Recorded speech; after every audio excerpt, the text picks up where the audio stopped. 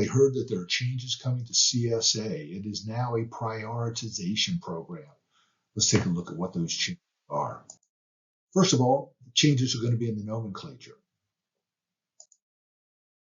Bye-bye basics. Those names that we have been used to over the time, well, now it's no longer called a basic. Instead, it's a safety category. That'll be the groupings of the various types of violations we're looking at. And within those categories, there's going to be some changes there too. Starting with the unsafe driving basic category. Controlled substance and alcohol violations, those are going to come into unsafe driving now. No more separate category for drug and alcohol. In regard to this, it had the lowest number of violations in it.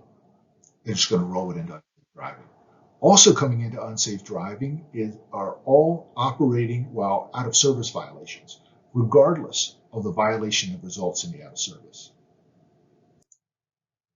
Vehicle maintenance, we're going to treat it like aces and eights. We're going to split it. First, there'll be the vehicle maintenance driver observed.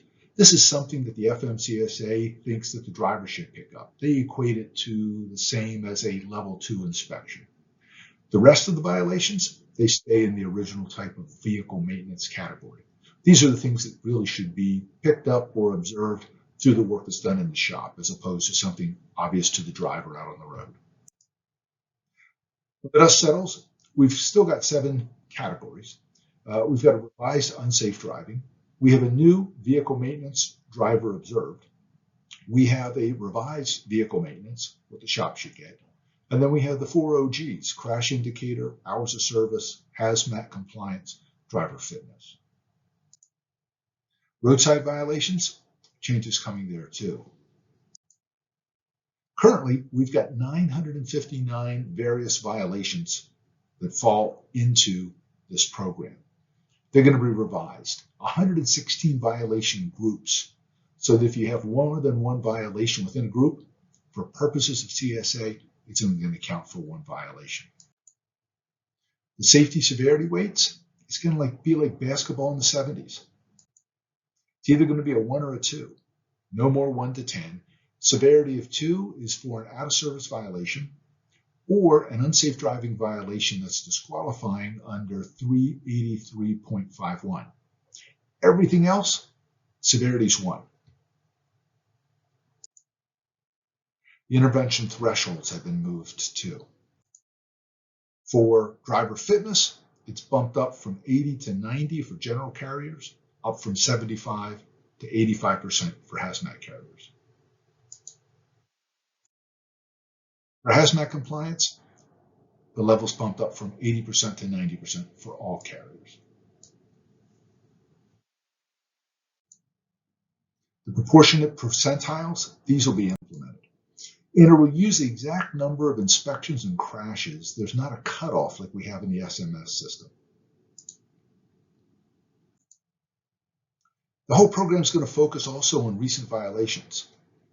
No violations in a category within the last 12 months, you don't get a percentile. The idea is, what is the most recent? What is the most timely?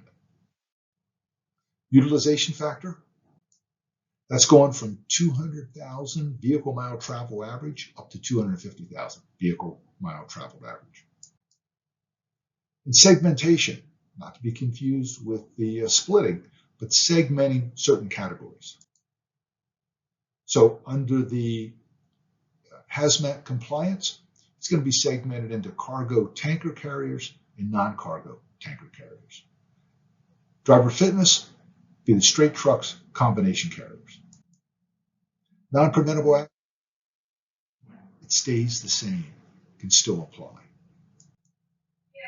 Company impact, take a look and go to the web page, CSA prioritization.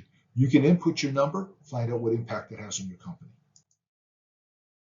Comments, FMCSA is taking comments until May 16th, 2023. Hey, that's a quick look at it. There's more information on my Substack. There's more information on the FMCSA page. Thank you for joining me.